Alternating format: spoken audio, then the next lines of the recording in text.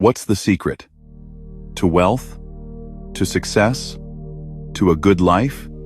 And I smile. Because the secret isn't a secret at all. It's hidden in plain sight. It's not something you find. It's something you become. The major question isn't, what are you getting? The major question is, what are you becoming? You see, success is not a pursuit. It is an attraction. And you are the attractor. Your life does not get better by chance. It gets better by change. Personal change. Growth. Development. Let me tell you something fundamental. There are two great pains in life. Discipline weighs ounces. Regret weighs tons. Growth is choosing the pain of discipline. It's the difficult work of looking in the mirror and saying, that's the project. That's the piece of clay. That's the garden I have to tend. You don't get the harvest by wishing for it. You get it by tilling the ground, planting the seeds, pulling the weeds. Day after day after day. Your income, your relationships, your joy, they will rarely exceed your own personal development. They can't. It's the law. You can't have $1 million dream with a minimum wage work ethic. You can't have a palace of relationships if you yourself are a shack. You must build yourself into the person who can handle that success, who can sustain that happiness, who can defend that peace. So, how do we grow? It's not mysterious. It's a set of disciplines. First, your library. Don't just read books that tickle your fancy. Read books that stretch your mind. The book you don't want to read is often the one you need the most. Feed your mind. Poor people have big TVs. Rich people have big libraries. What do you have? Second, your associations. You are the average of the 5 people you spend the most time with. Look at them. Are they pulling you up or holding you down?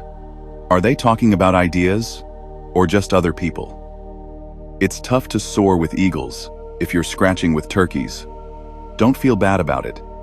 Just change it. Third, your philosophy. What do you believe? About life? About work? About time? About God? About responsibility? Your philosophy creates your attitude. Your attitude dictates your actions. Your actions determine your results. If you want to change the garden of your life, you must first change the seeds of thought you are planting every single day. Let's talk about time. The most valuable asset you have is not money. It's your time.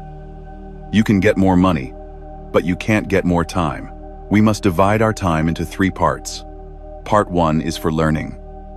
This is non-negotiable. An hour a day, just for you. To read, to listen, to study the lives of those who have walked the path before you. This is how you feed your potential. Part 2 is for earning. This is your contribution to the marketplace. Do it well. Be valuable. Become so good they can't ignore you. But understand this. Earning is a result of learning. If your earning is stagnant, your learning has stopped. And part 3 is for returning. This is where meaning is found. Sharing your wisdom, your wealth, your encouragement, lifting others as you climb.